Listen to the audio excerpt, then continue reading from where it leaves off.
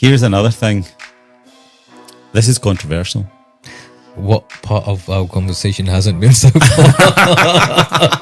You're a slave. Every single person in the world is going to be a slave to the banking system. It is the banking system's designed to make sure that every single person in the world is a slave to them. We talk about the intrinsic value of currencies. You look at the fiat currency. Intrinsically, it's not worth anything. You burn a £20 or £50 note. It's gone. Yeah. It doesn't mean anything. Now we've become a cashless society, or working towards becoming a cashless society. Imagine, for some reason, the networks go down, electricity goes off, the central system just goes buff. Yeah. And they lose record of who's got what. Yeah, exactly. What are you going to do? Your company accounts, your personal accounts, Yeah. the records, any record. Now everything's being digitalized. Yeah. Land registry. Yeah. Right? Imagine that goes buff. Your assets have gone, mate. Yeah. Mr. Ajmal, Mushtaq, all those properties that you have, imagine that. Yeah. How would you feel, like, just out of interest, how would you feel? The government says the system broke down, sorry, we don't know who owns what now, and you got no way to prove it. Here's the follow-up question then. What are your thoughts on things like crypto? Do you know much about it? Crypto. The crypto bros are back. I'm not a fan of it. You're not a fan. What's it backed by? Fresh air? I think there are some legitimate ones, crypto, like Bitcoin. Infrastructure, Bitcoin, things like XRP, which are rising, and the Ethereum.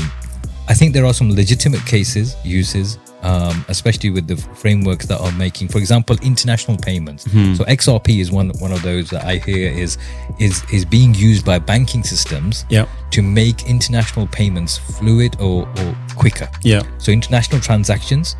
And because it goes through the blockchain, where the blockchain is good. Yeah. Imagine paying into something, so you're going to retire with a pension pot and then it's gone. Isn't that what's happening with our national insurance? Because they just want us to die before we're old enough to claim our state pay pension. into it. Listen, I'm delighted that we've actually had this conversation as a common platform where we can share, the truth. And I think that's you really enabled such a wonderful environment here that allowed us to discuss so openly and frankly. So thank you so much. Appreciate it. Thank you. And hopefully one day we will continue with the part 2. Part 2. Exactly. Well, thank you so much. No, thank you very much. Another thing. This is controversial. What part of our conversation hasn't been so far? It's called, and this is pure business. Pure business, go on. You're a slave. Every single person in the world is going to be a slave to the banking system. It is the banking system's designed to make sure that every single person in the world is a slave to them. Please expand. Debt. If you put someone in debt, they are indebted to you for the rest of their life. Let me explain.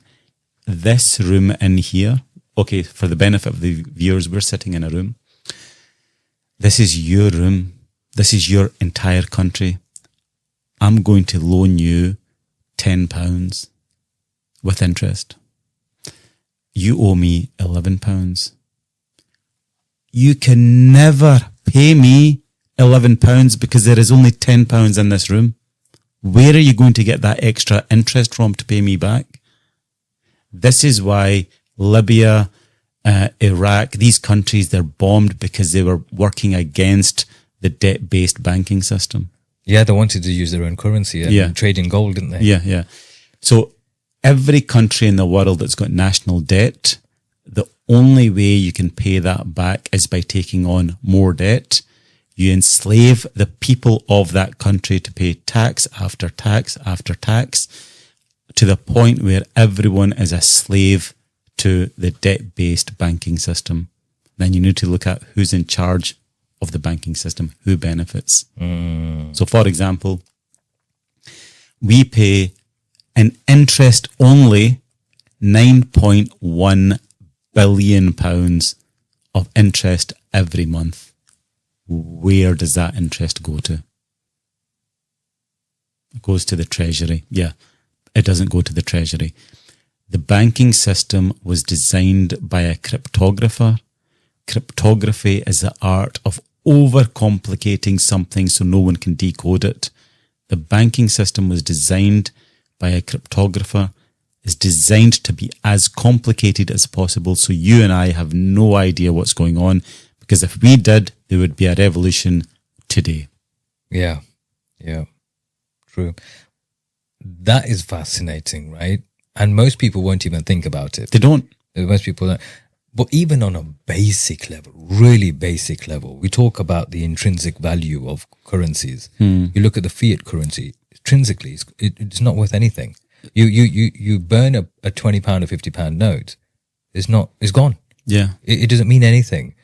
Traditionally, I was reading a book, and it's surprisingly, it was called Dajjal the Antichrist, right? And it was written by a lawyer who was analyzing the society and how it works. And it wasn't just about Dajjal itself as a guy who's going to come and, cause havoc, but it was about the Dajjali system. Yeah. And this is one of the things he mentioned. And he says, look, the intrinsic value of today's currency, the fiat pounds, it's nothing, right? He says, in the olden days, we used to trade in gold or cattle and sheep, whatever. We've gone beyond that now, right? But gold still has its intrinsic value. You crush it, melt it, turn it into liquid, solidify it again, it'll still be the same gold, same amount. It was explaining how, like, from commodities, physical commodities were used at the beginning as currencies, and as time went on, people didn't want to carry gold and stuff like that with them, so they started to save it with certain people within communities. Eventually, these things became the banks, and they used to write a certificate to say this person is the bearer of. Like in a pound note. I don't know if you got a £10 note on you. I haven't got any current cash on me, but on that's another thing, isn't it? We don't even have cash, right? So on a pound, £10 note, £20, it says the bearer of this. It says those words. But back then, you would actually have gold or silver or whatever you would have, or bronze. A little pouch. Yeah, a pouch or whatever is in the bank, and you have a certificate to confirm that it's yours. So whenever you went out, so let's just say I was doing business with you, I was buying something from you, I would give you my certificate to say this is mine. You could take it to the bank, and if you wanted to take that gold, you can take it. Otherwise, you can just keep a collection of the certificates, right? Eventually, those certificates turned into some notes, and then some credit notes, and then the checkbooks came. Writing checkbooks, and then we'd got the bank cards, with alongside the cash. Now we've become a cashless society, or working towards becoming a cashless society. Is the best way of. How do you see, from a financial perspective, what do you see as the pros and cons of become cashless? I think the government's just going to have so much control. I paid someone £14,000 3 weeks ago. The bank stopped it for fraud. That was on Friday. Couldn't get through to them till Monday. I was disabled for the full weekend, and you don't actually realise how important your bank card is, having access to that cash, having access to your money. I was wanting to buy stuff off Amazon. I had to buy a present. I had to pay someone a refund for something. And I was able to do nothing.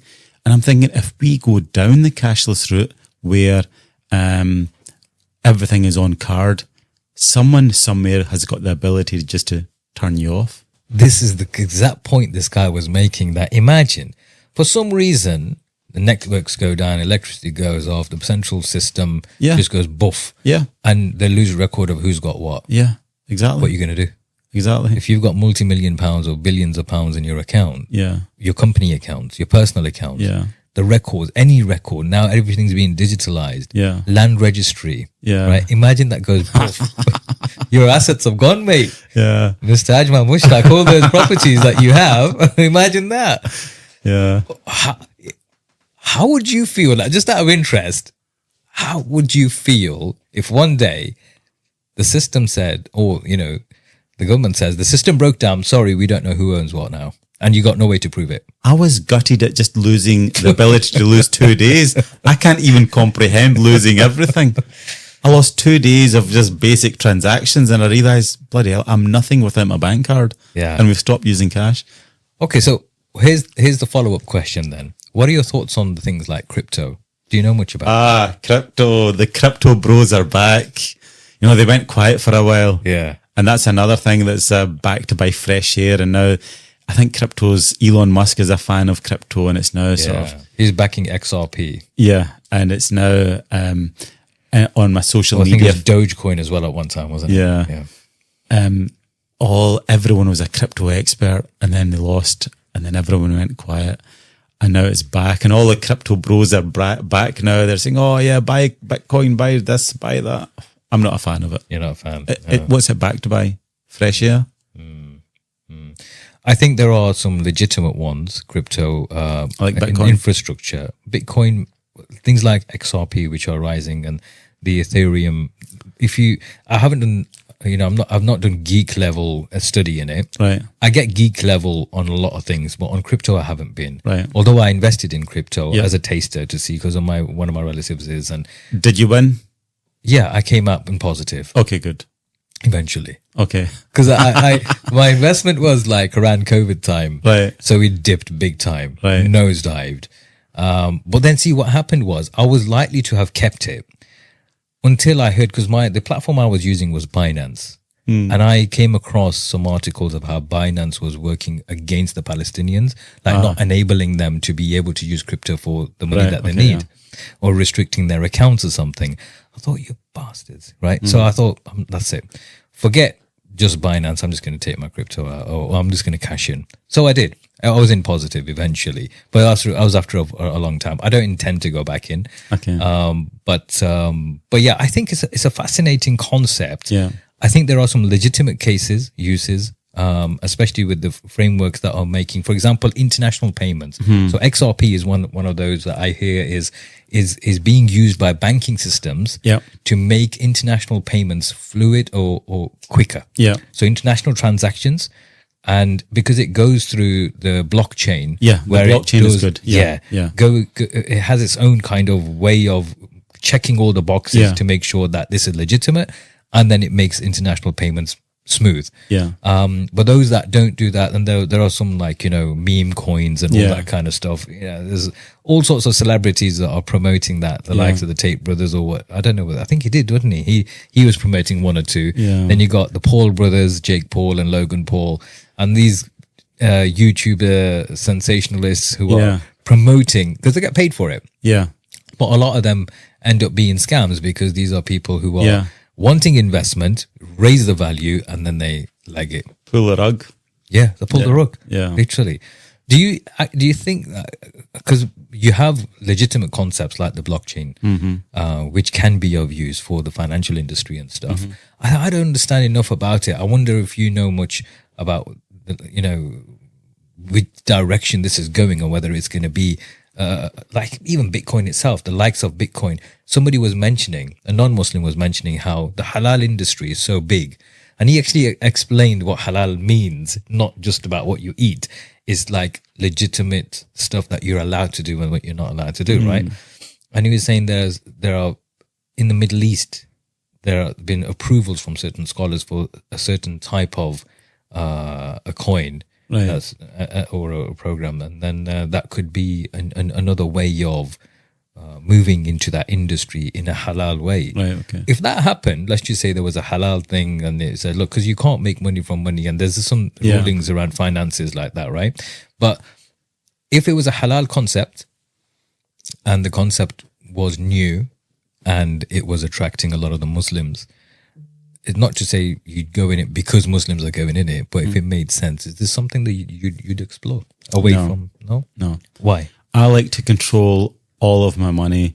I lost, when I was 27 in the year 2000, I lost everything. That was a .com boom. You put money into shares, you put all your life savings into shares. It boomed at one point. That 35, but I had approximately £30,000 saved up, put it all into shares. Everyone was playing the stock market. Everyone's making millions. All the volatility. Everyone's making really good profits. Boom, boom, boom. .com boom. Shares are going through the roof. That £30,000 on paper value ended up at £135,000. This is fantastic. My trades got bigger and bigger. I would end up, instead of doing £3,000 trades, I went up to doing £20,000 trades. And then I started gambling because you've got 60 days to settle. The brokers gave you 60 days to settle. So I would buy £20,000 worth of shares. You've got 60 days to settle, so you don't need to pay anything for 60 days. So that almost became like a form of gambling. The system sort of pushed you down a route where you could actually gamble, and the stockbrokers made lots of good fees on that. Anyway, 135,000, back down to zero, lost it all. And from that day, I vowed, any money that I make, I'm going to control it myself. So the money I've got just now, it's in my pocket, it's in the bank, or it's in property, nowhere else. I don't even have a pension. Yeah. No, I can believe that. Yeah. So I know a few people like that. Yeah. Included. I don't believe, and I don't believe in giving money to someone else because I don't trust them. It's as simple as that. No, fair enough. And it's probably a good way to. Yeah. And we see these things sometimes like Woolworths. I can't remember a few of the big supermarkets, the big brands that went and bust a few years ago. They closed down and the pension pot goes as well. Yeah. That's criminal. Yeah. Imagine paying into something so you're going to retire with a pension pot and then it's gone.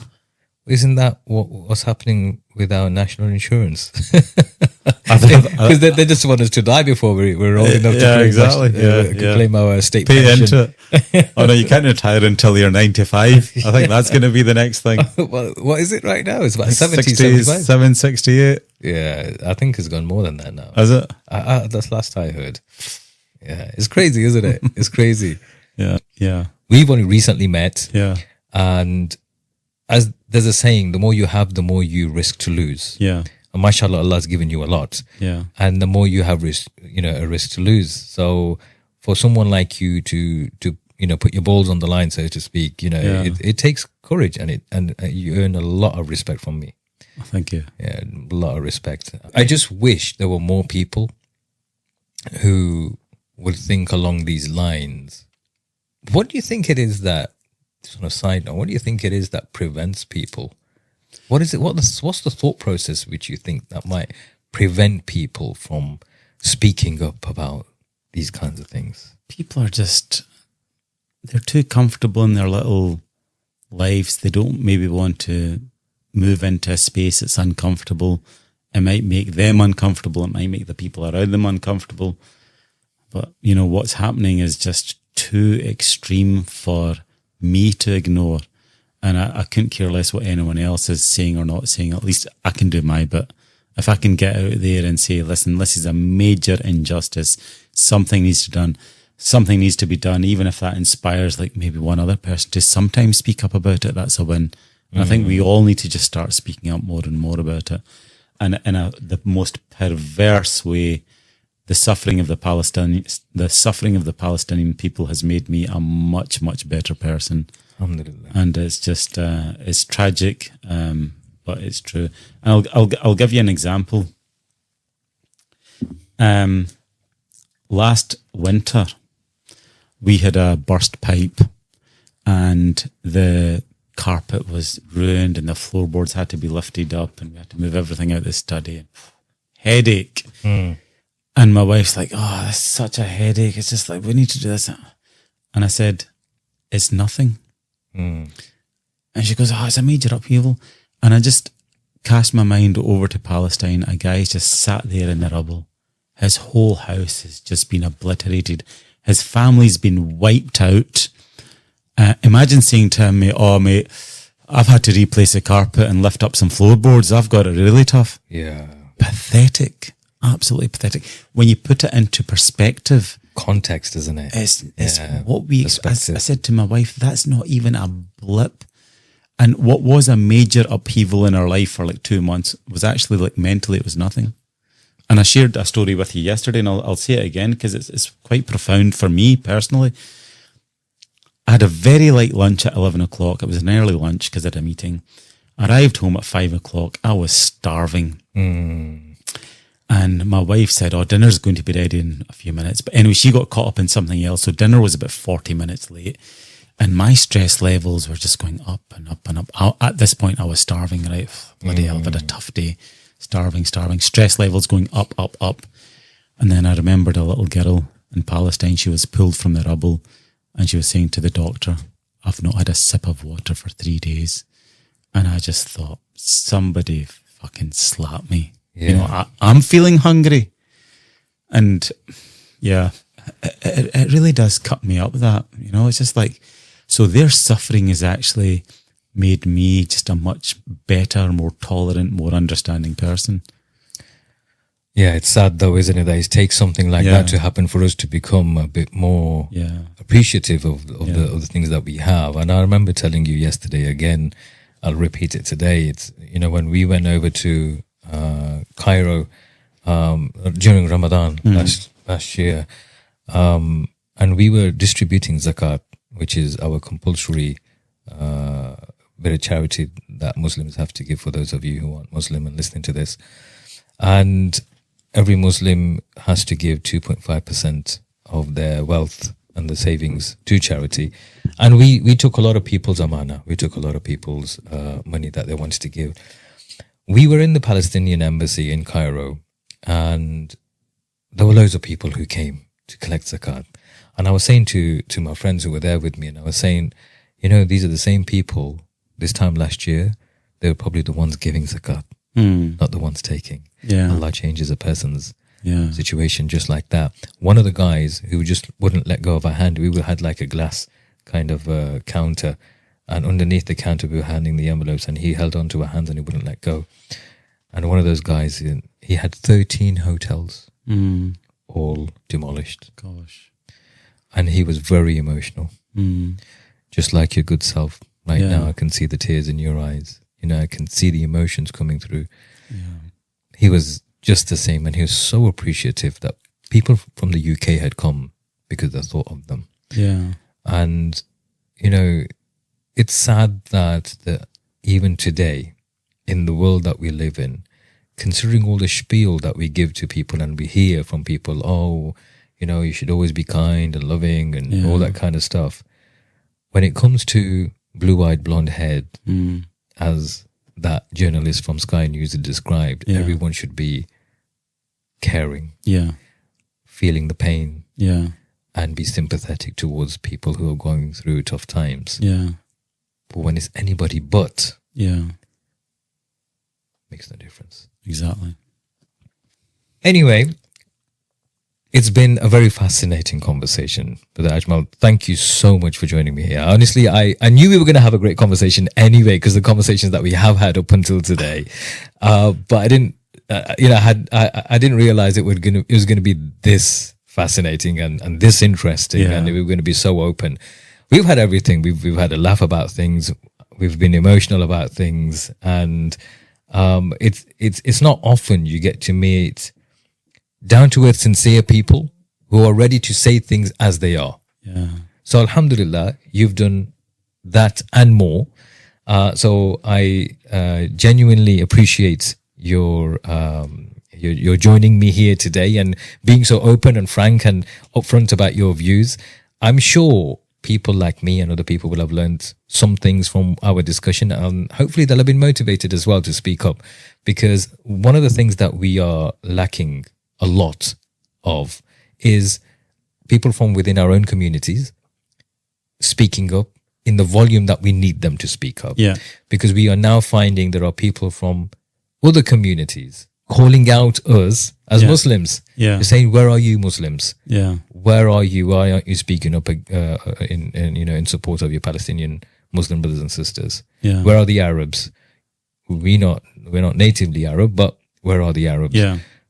So we have a lot of work to do, but it all starts somewhere. Hopefully today's conversation will just demonstrate that there are people who think the same as you. There are people who are willing to put their necks on the line in support of the haqq, the truth. Exactly. You know, in support of exposing the failures, the propaganda, and bringing out the reality on the ground. Because it's not just for clout. There are people's lives at stake here. There are innocent people who are being bombed, shredded to smithereens. They deserve life just as much as me and you. Just as much as anybody else. Yeah. and they deserve a comfortable life. No child should go into or be experiencing the things that these people are experiencing, whether it's in Palestine, whether it's in Syria, whether it's in Lebanon, whether it's in, wherever it is. So hopefully, this proves to be of some motivation. And once again, thank you so much for coming to join us. Thank you very much for such an engaging, interesting, at times, dare I say, controversial conversation. I think it's, listen, I'm delighted that we've actually had this conversation as a common platform where we can share, the truth. And I think that's, you really enabled such a wonderful environment here that allowed us to discuss so openly and frankly. So thank you so much. Appreciate it. Thank you. And hopefully one day we will continue with the part 2. Part 2. Yeah, exactly. Ajmal, thank you so much. No, thank you very much. Yeah,